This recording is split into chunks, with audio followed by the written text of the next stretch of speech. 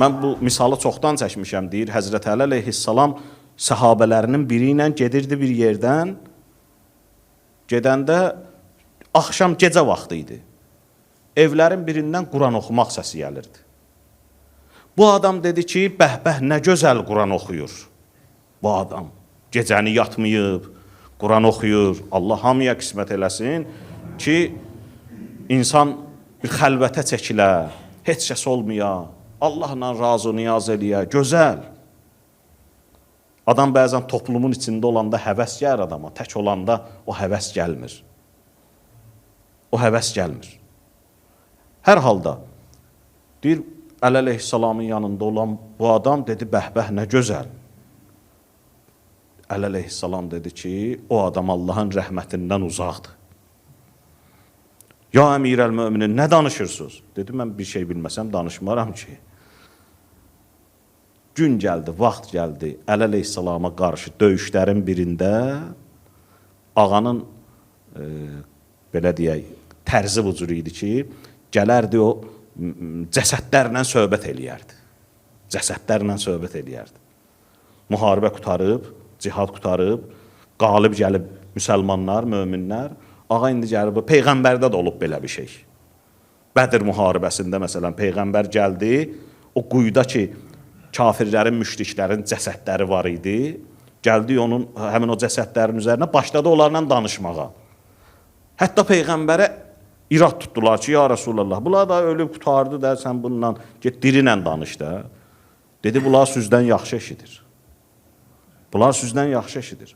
Bunun özü bir dənə nümunədir ki, ölü ilə danışmaq problemsizdir.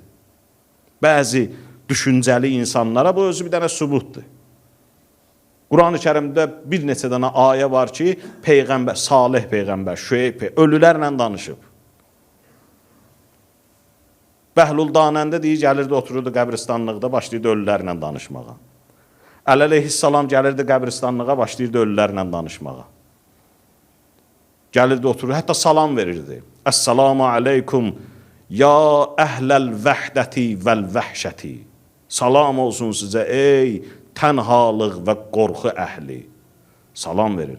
Əssalamu aleykum, ya əhlət turbəti. Salam verir. Əssalamu aleykum, ya əhlət diyaril muhişə. Salam verir, gəlir, axırda Əli əleyhissalam deyir ki, mən sizə xəbər verim, nə baş verdi siz öləndən sonra, yoxsa siz mənə xəbər verəsiniz, siz gedəndə orada nə baş verdi. Yox, qoy mən xəbər verim sizə. Sizi yəqin ki, mallarınız maraqlandırır, bölüşdürdülər onu. Yəqin ki, yoldaşlarınız da maraqlandırır sizi. Onlar da ərə getdi.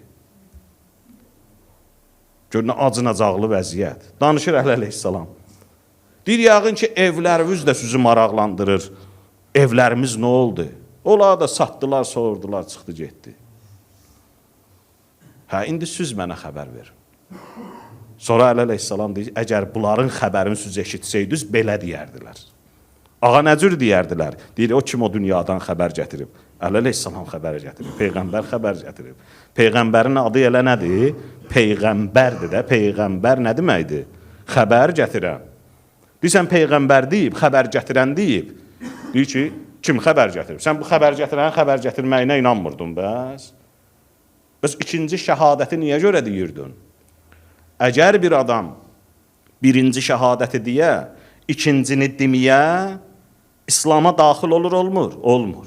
Bu müsəlman sayılmır ki. Onun kəsdiyi heyvanı sən yiyə bilməzsən. Çünki o, əşhədu əllə ilahə illallah deyib, ikincisini demir. Qəbul eləmir də. Peyğəmbərin peyğəmbərliyin qəbul eləmir. Və sən Peyğəmbərin peyğəmbərliyin qəbul eləməsən, axı xəbər gətirməsini qəbul eləmirsən. Peyğəmbər niyə gəlib? Gəlib ki, xəbər gətirsin də bizə. Gəlməyib ki, elə bu dünyadan xəbər versin bizə. O dünyadan xəbər versin bizə. Çünki əgər bu dünyadan xəbər vermək əsas məqsəd olsaydı, bu dünyadan o qədər də xəbər verməyə lüzum yox idi Peyğəmbər gəlsin. Niyə? Çünki ağsaqqallar var, təcrübə görmüş insanlar var, mütəxəssislər var və insan da özü yaşayacaq, başa düşəcək ki, bu dünyada nə var, nə yoxdur da. Bunu insan başa düşəcək. Bu üçün xəbər gətirənin xəbər gətirməsinə, gəlməsinə zərurət var. Gəlsin bizə desin ki, ya bu dünyada bunlar olacaq, bunlar insan yaşayıb bilir də. O biri deyirdi ki, ya mələkəl maut, ölüm mələyi, canımı almağa gələndə xəbər verərsən mənə. Haçan mənə gəldin ki, canımı almağa, xəbər verərsən mənə. Düdüyən yaxşı. Üstündən bir müddət keçdi, gəldi bunun canını almağa, dedi, bəs axı, qərar idi sən mənə xəbər verəsən bir 5-10 gün qabaqcadan. Dedi, gör, neçə illərdir xəbər verirəm də sənə, elə hər gündə xəbər verirəm sənə. Dostun getdi, yoldaşın getdi, qonşun getdi, atın getdi, anın getdi, qardaş getdi, yaxın getdi, əziz getdi, dost. Bunlar hamısı görürsən də köçə-köç başlayıb. Bunlar elə gedirlər. Dayanan bir şey yoxdur ki. Zaman da gedir, dövran da gedir, ay da gedir, günəş də gedir. Getməyən nəsə var, hamı gedir. Hamı elə bir harasa gedir. İstəyirsən biləsən hara gedir? Və iləyhi raciun. Ona sarı gedir. Allaha sarı gedir. Ona sarı niyə gedir? Çünki hər şeyin yəsi odur da.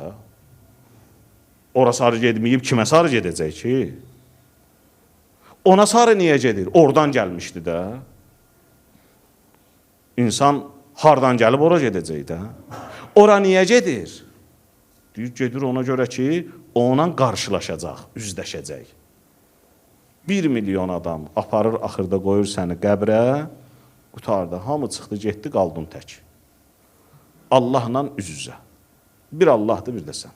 Ona görə deyir də, əleyhissalam, əssalamu aleykum, ya əhləl vəhdə. Ey tək olan adamlar, salam olsun sizə. Tək olanlar. Təksən, heç kəs yox. Bir Allahdır, bir də sən.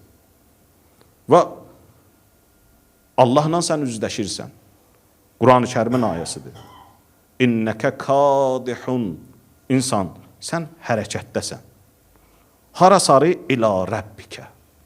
Rəbbinə sarı. Özdə necə hərəkətdə? Kədhən. Elə bir hərəkət ki, fəmülaqihi. Axırda onunla nə inəyəcəksən? Görüşəcəksən. Peyğəmbər xəbər gətirib. Xəbər gətirib ki, bəli, sizə bax, bu lazımdır. Əleyhissalam niyə görə deyirdi ki, mən göyün yolların yerdən yaxşı bilirəm? Yəni, ucalmağın yolların yaxşı bilirəm.